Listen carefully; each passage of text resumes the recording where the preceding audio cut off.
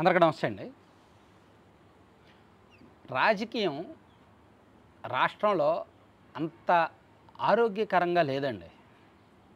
అది పార్టీ ఏదైనా సరే, కులం ఏదైనా సరే, రాష్ట్రంలో రాజకీయమే బాలేదు. కొన్ని జీవితాలను నాశనం చేసేస్తుంది. సో ఈ రాజకీయానికి పోలీసులు కూడా తలొగ్గి, తప్పొప్పులు మర్చిపోయి, మానవత్వము అటువంటివి అవన్నీ మర్చిపోయి కొన్ని జీవితాలు తారుమారు అవ్వడంలో పోలీసులు కూడా కీలక పాత్ర పోషిస్తున్నారు. వైఎస్ఆర్ కాంగ్రెస్ పార్టీ అధికారంలోకి వచ్చిన తర్వాత తెలుగుదేశం పార్టీకి చెందిన ఎంతోమంది కార్యకర్తల మీద కేసులు పెట్టారు, వేధించారు. ఈ పల్నాడు లాంటి చోట మర్డర్లు జరిగాయి. సో అనేక ఇన్సిడెంట్లు జరిగాయి. సో గతంలో టీడీపీ అధికారంలో ఉన్నప్పుడు ఏమైనా తప్పులు జరిగాయా, ఏమైనా తక్కువ జరిగాయా? అప్పుడు కూడా జరగాల్సినవి కొన్ని జరిగాయి. కాకపోతే ఇప్పుడు మరింత అరాచకం ఎక్కువ ఉంది అంతే. సరే, ఈ మొత్తం పాత్ర ఇదంతా చూసిన తర్వాత అసలు రాష్ట్రంలో రాజకీయమే బాగలేదు. అసలు రాజకీయంలో ఒకప్పుడు రాజశేఖర రెడ్డి గారు, చంద్రబాబు నాయుడు గారు ఉన్నప్పుడు వేరు. వాళ్ళు ఒకరికొకరు ఎంతో కొంత ఎక్కడో దగ్గర కాంప్రమైజ్ అయ్యేవాళ్ళు. కానీ వీళ్ళు అలా కాదు. పర్సనల్గా కక్షలు పెట్టేసుకొని వాళ్ళ ఇష్టం వచ్చినట్టు చేసుకుంటున్నారు. సరే, ఇది పక్కన పెడితే ఒక చిన్న ఇన్సిడెంట్, ఒక రాష్ట్రంలో రాజకీయం ఎంత వరస్ట్గా ఉంది అని చెప్పడానికి ఒక చిన్న ఇన్సిడెంట్. ఒక కుర్రాడు, ఒక 26-27 ఏళ్ళు, లండన్లో జాబు, ఎంబీఏ చేశాడు, లండన్లో జాబు. అతనికి ఒక రాజకీయ పార్టీ అంటే అభిమానం. ఆ అభిమానంతో అక్కడ ఆయన ఆ పార్టీ కోసం వర్క్ చేసేవాడు. ఆ పార్టీ కోసం వర్క్ చేస్తూ కొన్ని వీడియోస్ చేయడం కానీ, కొన్ని కార్యక్రమాలు చేయడం కానీ, కాస్త యాక్టివ్గా పార్టిసిపేట్ చేయడం కానీ, తన అభిప్రాయాన్ని చెప్పడం కానీ, సోషల్ మీడియా ద్వారా వెల్లడించడం కానీ రకరకాలు చేసేవాడు. సో దాంతో ఇక్కడ అధికారంలో ఉన్న పార్టీకి కోపం వచ్చింది. అతను ఎప్పుడెప్పుడు ఇండియా వస్తాడా అని ఎదురు చూశారు. సో అతను అక్కడ ఉన్నప్పుడే వాళ్ళ కుటుంబం మీద కొంత ప్రెజర్ పెట్టారు. కానీ పరిస్థితి కుదుటపడలా. సో ఒకానొక సందర్భంలో అతను ఇంటికి వచ్చాడు. లండన్ నుంచి ఊరొచ్చాడు, ఆంధ్రప్రదేశ్ రాష్ట్రంలోకి వచ్చాడు. వచ్చిన తర్వాత అతని మీద 8 కేసులు పెట్టారు. 8 కేసులు పెట్టి పాస్పోర్ట్ సీజ్ చేశారు. రౌడీ షీట్ ఓపెన్ చేశారు. 8 కేసులు, పాస్పోర్ట్ సీజ్ చేయడం, రౌడీ షీట్ ఓపెన్ చేయడం, ఇన్ని జరిగాయి. సో ఇవన్నీ జరిగిన తర్వాత ఆ కుటుంబం మానసిక పరిస్థితి ఎలా ఉంటుంది? ఆ కుర్రాడి ఫ్యూచర్ పోయినట్టే కదా. లండన్లో ఎంబీఏ చేసి ఉన్నత స్థాయిలో ఉంటూ, అక్కడ అంత మంచి పొజిషన్లో ఉంటూ, ఏదో తనకు నచ్చిన పార్టీ కోసం మాట్లాడుకుంటూ, తనకు నచ్చిన పార్టీ కోసం వర్క్ చేసుకుంటూ ఉండడం తప్పు కాదు కదా. కానీ దాన్ని వ్యతిరేకించిన వాళ్ళు మన రాష్ట్రానికి అతను ఎప్పుడు వస్తాడని ఎదురు చూసి, అతను వచ్చిన వెంటనే అతని మీద రౌడీ షీట్ తెరిచి, పాస్పోర్ట్ సీజ్ చేసి, కేసులు పెట్టి, వేధించి, ప్రతిసారి వారానికి 2-3 సార్లు వాళ్ళ ఇంటికి వెళ్ళి పోలీస్ స్టేషన్కి రా, విచారణకు రా, ఎంక్వైరీకి రా, ఊరు దాటి బయటకు వెళ్ళకు, అక్కడికి వెళ్ళకని చెప్పినప్పుడు ఖచ్చితంగా ఆ కుటుంబం ఇబ్బంది పడుతుంది కదా.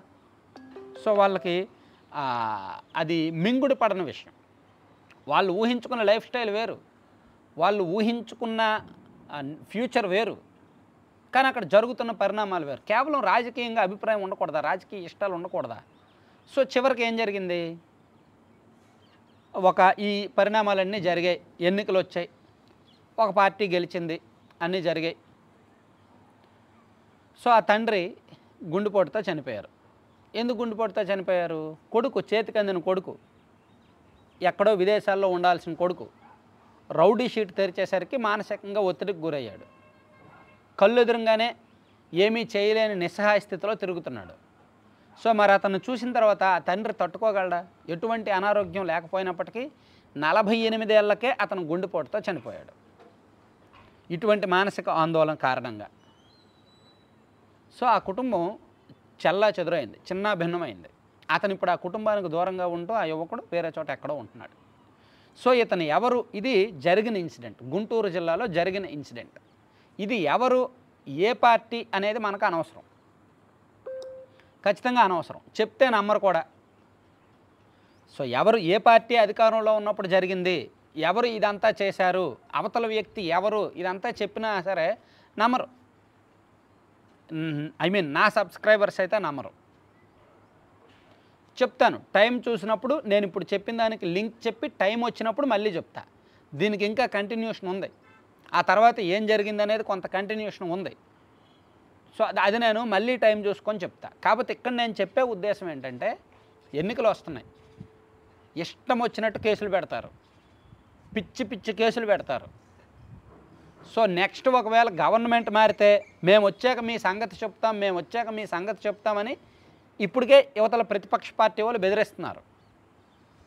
అధికార పార్టీ వాళ్ళు రెచ్చిపోతున్నారు. పోలీసులు కూడా కొంతమేరకు ఒత్తిళ్లకు పనిచేస్తున్నారు. సో ఇది అన్ని రకాలుగా లెసన్. ఒకటి, రాజకీయం కోసం మొత్తం ఫ్యామిలీ ఏమవుద్ది అనేది పట్టించుకోకుండా